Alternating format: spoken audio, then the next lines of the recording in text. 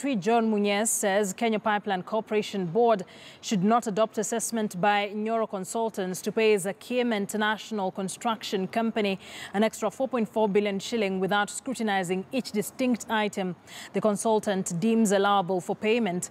Meanwhile, the Kenya Pipeline management is of the opinion that Zakim was awarded the contract to build a modern pipeline from Mombasa to Nairobi at a cost of 48.7 billion. The project was to be completed by December 2016.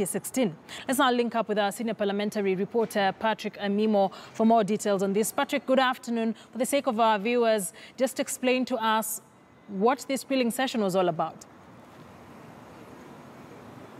Thank you, Akisa. It is a matter, the construction of the pipeline from Mombasa to Nairobi is a matter that has really caused a lot of public interest and concern, given that this project, it was initially awarded in June 2014. It was to take 18 months. So the completion date was to be December 2016. But by up to this time round, that pipeline has not been completed. The CS for Petroleum and Mining, John Munyes, was before the National Assembly's Public Investments Committee and did indicate that hopefully the pipeline will be completed either by the end of July if all goes according to plan. So he's optimistic, and he says that so far what they've assessed, they think the pipeline is worth it.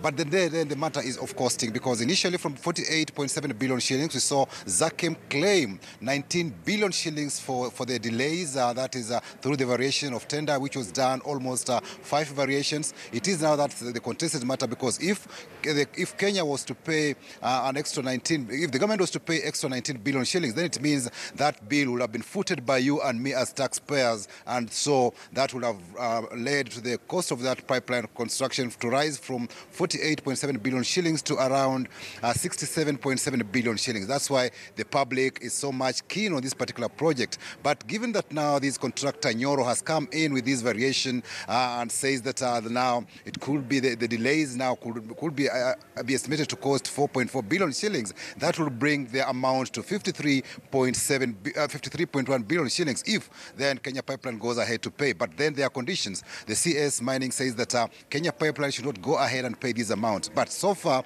we've seen that Kenya Pipeline management has already paid at least they paid 1 billion shillings of the 4.4 billions that the consultant, that's Nyoro Consultants, say that these Zakim should be paid. So according to KPC, they are remaining with at least the amount that is owed to buy Zakim is of about 2.81 billion shillings. That's the amount that Kenya Pipeline should pay Zakim on completion of this pipeline project, probably by the end of July. So it's a matter that is contested. Already there was an interministerial committee that met and tried to look into the nitty-gritties of this particular construction, on why it delayed and whether these amounts being claimed were genuine and or it was a plan to rip off taxpayers' money. It's something that we've seen the CS Munyes say that this particular arrangement happened when the country is tackling corruption issues, and it's something that is very, very sensitive, and it needs to be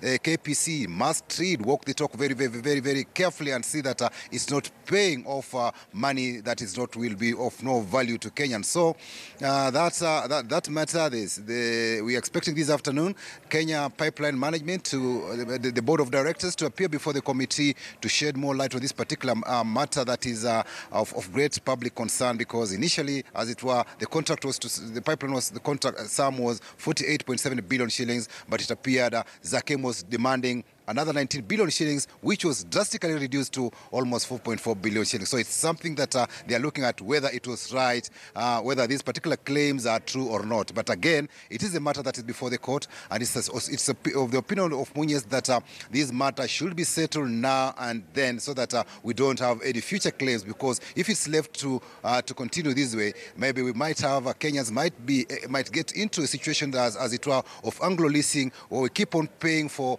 some services that were either not delivered and or they were delivered, but then now more claims are being put on the table because of some of those loopholes which maybe the contractors might exploit. Akisa?